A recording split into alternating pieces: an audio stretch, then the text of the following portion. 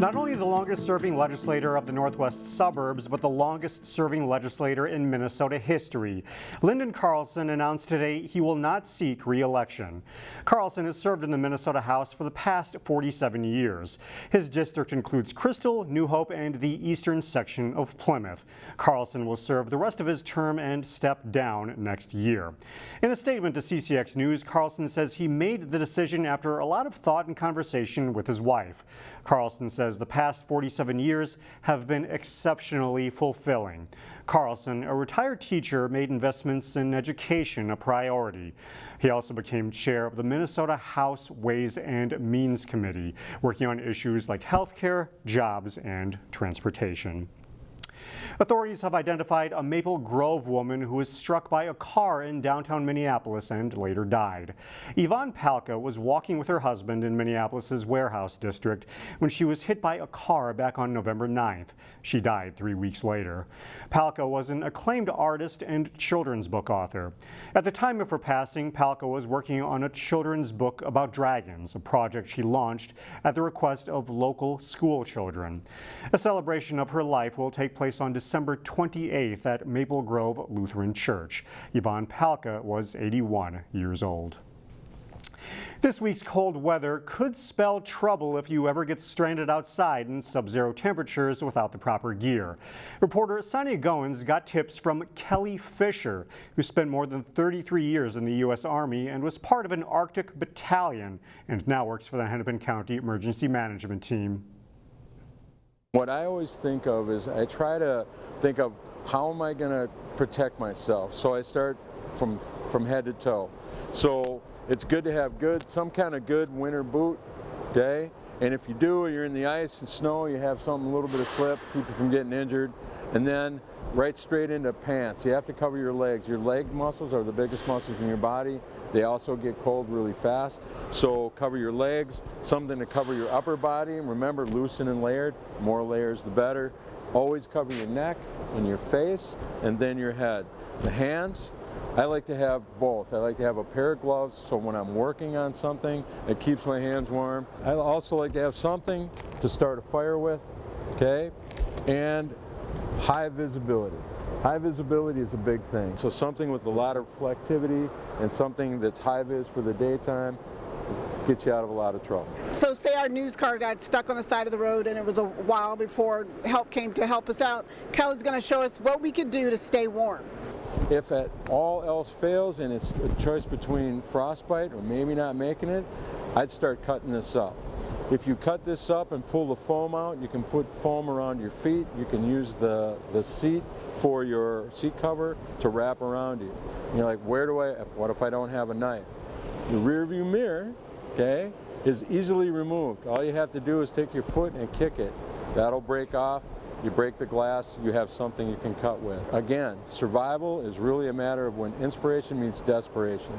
So as you start pawing through things, you go, oh look, I could wrap this around me, or I could put this over my hands, or I can put my feet inside of this. Those are all the things that are going to make the difference between A, getting frostbite, and B, succumbing to hypothermia. Kelly also suggested using car mats to wrap around your legs for extra warmth. They may be dirty, but they will provide an extra layer of protection in an emergency.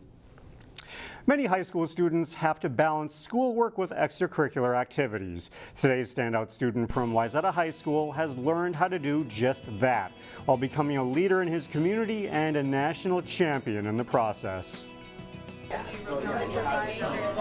Econ class at Wayzata High School occasionally requires students to engage in small group discussions. And Ayush Gupta isn't afraid to speak his mind. Because you're definitely not going to be able to unite the entire country on an issue that's as controversial as this, right? But this isn't the only area where he excels. That is correct. Science law is my primary involvement here at the high school. I'm a captain for that team and just have been involved with that club for 8 years now. now. Science is one of his passions. Just ask his Science Bowl coach, Amanda Layden. I mean, Ayush knows more details of biology than I do, and I've been teaching that class for 21 years and have a master's degree in the field, so it's impressive. Let A be one of the vertices of a convex polygon. Last school year, Ayush used that passion to help lead Wayzatta's Science Bowl team to a national championship in Washington, D.C. That's a moment that I'm never going to forget, and the reason behind that is less about the magnitude of that victory, it's about the process of getting there. That process began when he was a 6th grader on Central Middle School's Science Bowl team. Now, he and a friend go back to the school to help coach the next generation. We just love going back there and seeing that same passion for science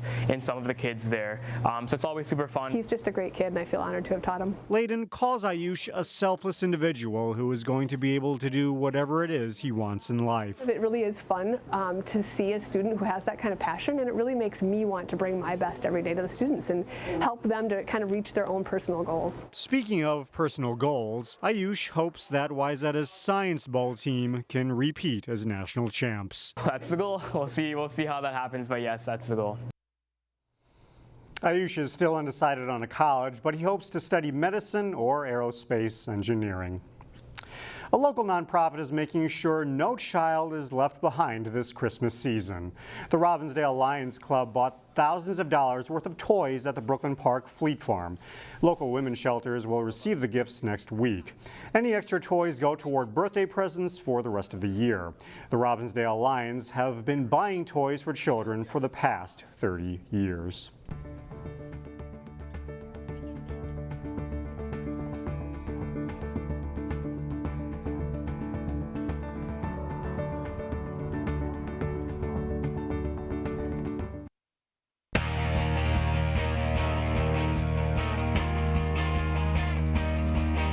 Park Center's boys basketball team finished 3rd in the state last season in Class 4A. The Pirates expect to be a title contender again this winter. Their district rival Osseo is a young but talented team. Pirates and Orioles meeting at Park Center Tuesday. Park Center's James Parker provides a spark off the bench. He gets rebounds, fakes and scores on his way to a 12-point night. David Ijadambola dishes to Dane Danger for the big jam, and the Pirates lead by 6. Osseo shoots the ball well in the first half. Bernardo Moria with one of his 4 threes in the first half, and the Orioles are within 3. Josh Brown drives it, dishes to Ijadambola for the layup. Park Center leads by 7. Osseo battles back. James Spencer with a scoop layup plus the foul. He scores 13 off the bench, and Osseo was within 3 points at halftime. But it's mostly Park Center from there. Danger with a change of direction for the baseline layup. He scores 25 points on the night.